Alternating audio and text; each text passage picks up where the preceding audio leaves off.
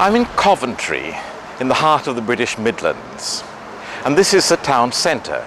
Behind me is a statue of what may be Coventry's most famous inhabitant, Lady Godiva. Now, in case you don't know the story of this good lady, the legend goes that her husband, Earl Leofric, imposed harsh taxes on the people of Coventry. Taxes which caused considerable hardship. And as the poor people suffered, Lady Godiva, moved by a soft heart and Christian pity, begged her husband to reduce the taxes. He angrily refused, but she kept on, as wives so often do, begging and pleading, or some might call it nagging. And eventually, to shut her up and get rid of her, Earl Leofric said, "Very well, I will reduce the taxes, but on one condition only, that you ride naked from one end of Coventry right through the middle to the other."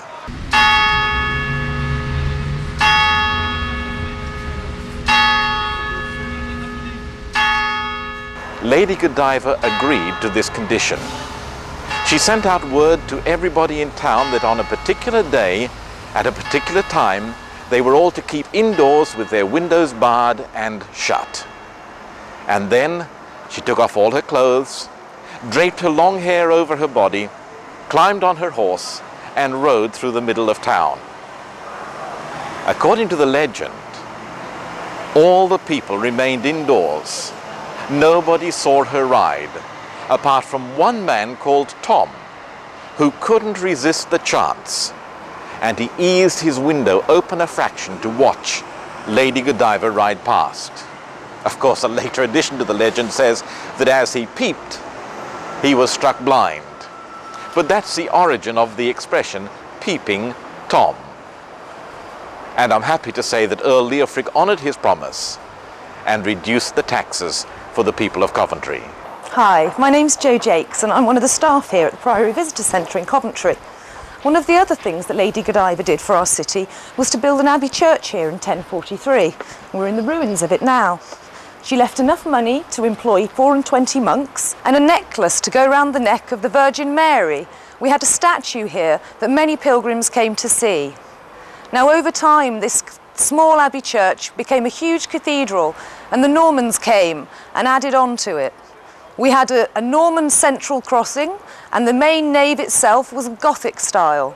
The cathedral continued to grow and was the heart of the city right up until the dissolution of the monasteries in 1536. At this point, the entire monastery was destroyed, although the cathedral still remained until 1539, when it became the only cathedral in the whole country to be destroyed by Henry VIII. A local businessman named John Hales bought the site, and he sold all the stone off to build houses within Coventry, which is why we have so little left today. You're very welcome to visit us here. We've got some amazing finds in the visitor centre, and of course there's all the ruins to explore as well. If you'd like to visit us here, you can ring us on 024 76 552242. We also have a new area opened, the Priory Undercrofts. This costs £1 to go into and you'll get a guided tour, but the visitor centre is free to visit. Just down the hill from the Lady Godiva statue is Coventry Transport Museum. The museum was opened in 1980 to commemorate the unique contribution made by Coventry to the world's road transport industries. The museum has a huge range of road transport items, virtually all made in Coventry, and I'd like to show you a couple of my favourites. This is the museum's 1898 Daimler, one of the oldest surviving vehicles, road-going vehicles, in the world.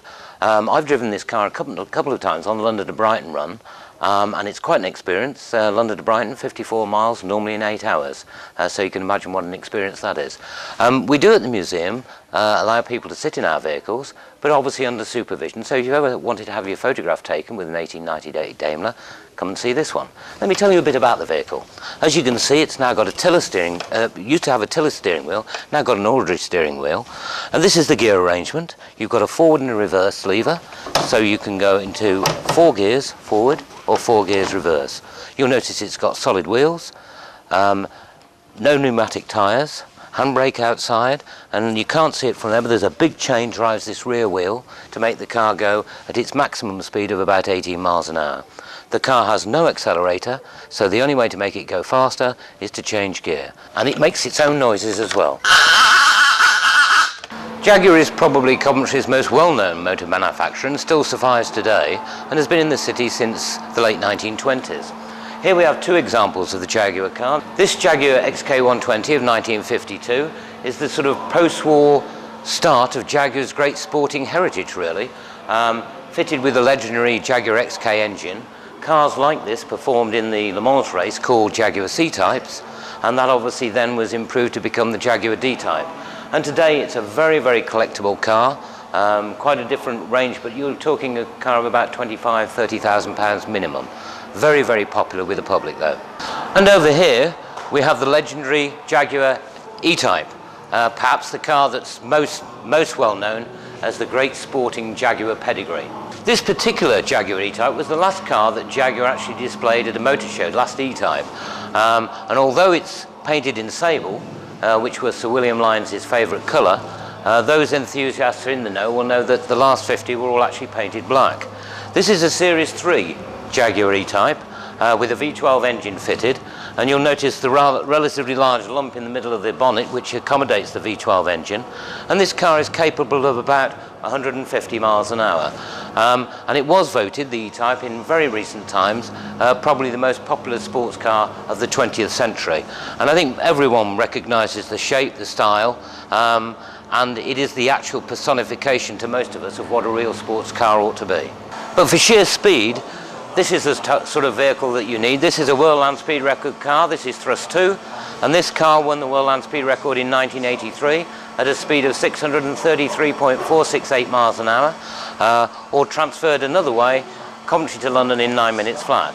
The museum also has now the new World Land Speed Record car, Thrust SSC, standing for Supersonic Car, and that broke the record in 1997 at a speed of over 760 miles an hour, and in doing so became the first car to break the sound barrier actually on the land.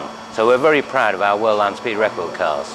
The museum is open free of charge and is open every day of the year with the exception of Christmas Eve, Christmas Day and Boxing Day from 10 till 5.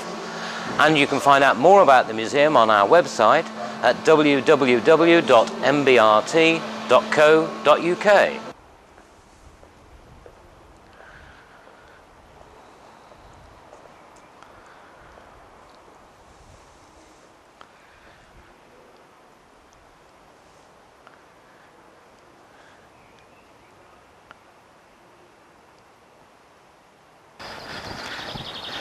Yes, believe it or not, I'm standing inside Coventry Cathedral. The tower behind me is nearly 300 feet high and is the only intact surviving part of the old cathedral, which was started in the 13th century and completed just in time to be destroyed. It was originally just a parish church, not a cathedral at all. And like so many parish churches of the period, the chancel is at a slight angle to the body of the nave. This is thought by some to represent the inclination of Christ's head as he hung upon the cross. The cathedral was destroyed as a result of German bombing during the Second World War in November 1940, when the historic centre of the city of Coventry was completely destroyed. All those beautiful medieval lanes with their half-timbered buildings wiped out in a firebombing raid. Although the cathedral was hit and set on fire, it may not have been destroyed as completely as it is, were it not for the ironic fact that in the 1800s, iron girders had been put in the roof in order to strengthen it. And in the heat of the fire, these twisted and brought the roof crashing down. Today, the ruins of the cathedral stand next door to the modern cathedral of St. Michael the Archangel and serve as a focus for reconciliation. There, on the high altar, you have some of the timbers from the roof of the cathedral, burnt and charred, but erected to form a cross, as a reminder that out of evil, good can come. The evil of the cross and the evil of the bombing, good can come. And dotted around the nave of the ruined cathedral are various sculptures that serve once again to remind us of the Christian teaching of reconciliation. Over to this side we have the statue of Christ bound before Pilate, carved by Sir Arthur Epstein. And on this side we have a modern sculpture called Reconciliation, and there is a twin of that sculpture in the Hiroshima Gardens in Japan.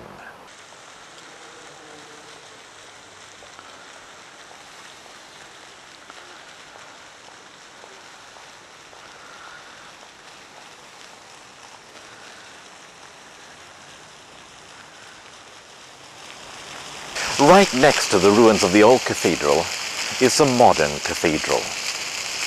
It looks a bit like one of those buildings that Prince Charles condemned as a monstrous carbuncle on the face of an old and valued friend. And I'm no lover of modern architecture, but I have to admit that ever since the first time I saw this building, I was vastly impressed by it. I think it would be too much to say that I'm in love with it, but it certainly is a worthy continuation of the tradition of cathedral building. The cathedral is dedicated to St. Michael the Archangel, and on the exterior there is a rather modern interpretation of St. Michael conquering the devil, good triumphing over evil. Let's go inside and have a look at this modern cathedral.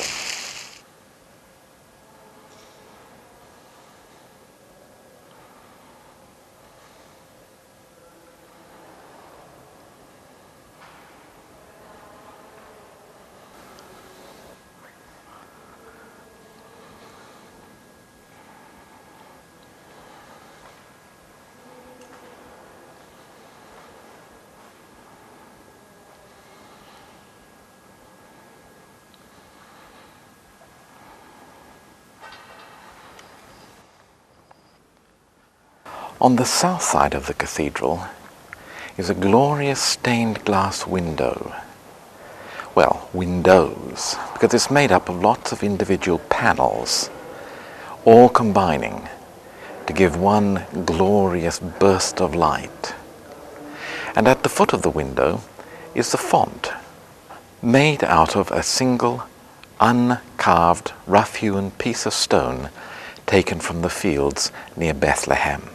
The interior of the cathedral is dominated by that massive tapestry showing Christ in glory. It's a modern tapestry. If you look at it in isolation, it looks a bit odd. But within the context of this vast building, it really fits in. It's really quite beautiful. Continuing the theme of suffering is this chapel of Christ in Gethsemane. Surrounded by an iron crown of thorns, in the background you have the angel offering Christ the cup of suffering, a cup which he did not refuse, but accepted on behalf of all mankind. The west front of the cathedral is made up of a beautiful etched glass window with modern depictions of angels and saints in it. And immediately beyond you can see the ruins of the old cathedral. There's much more in Coventry Cathedral than we've been able to show you. Do make sure you come and pay a visit to this modern house of God. Hello, I'm Karina and I'm one of the Coventry Green Badge tour guides. Actually I work in the Coventry Transport Museum, but you can book a tour either through the museum with myself or through the Tourist Information Centre. Coventry is a fascinating place with lots of history. One particular story is at St John's Church, where royalists were imprisoned within the church, and it's where the saying "sent to Coventry" came from. We've all heard of that saying. What happened is they were actually imprisoned within the walls of the city, so they were allowed to walk around within the compounds of the city wall, but obviously everyone that lived in Coventry would not attempt to speak to them, so therefore that's where the saying came, "sent to Coventry." Another fascinating story and a really nice place to visit is the Guildhall, St Mary's Guildhall. It's actually where the original council house was and where the Mary Queen of Scots was actually imprisoned within the tower by Elizabeth.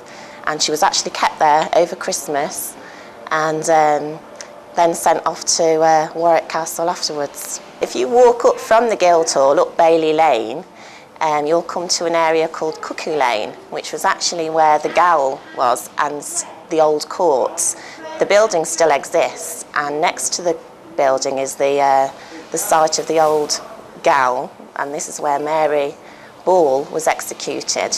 It was the last execution within the city, and thousands of people came to see the execution. She was executed because she poisoned her husband with arsenic, and they actually buried her on the site of the Gaol, standing up, because within the compounds of the city wall, if you were executed, you weren't given the space to actually lie down and have to warrant that area of land. So therefore, you were only given a standing up space to be buried. And she's still there. And if you'd like to know what she looked like, you can go and visit the death mask at the police museum. So that's just a little snippet about the lots of various places you can visit in Coventry, lots of history. As the plaque on the wall over there tells us, these fine Georgian buildings are just the latest in a series of buildings to stand on this spot at the top of the hill near the cathedral. The first to be here was a monastery which was destroyed by the Danes when they ravaged central England. Then came the palace of Earl Leofric and Lady Godiva.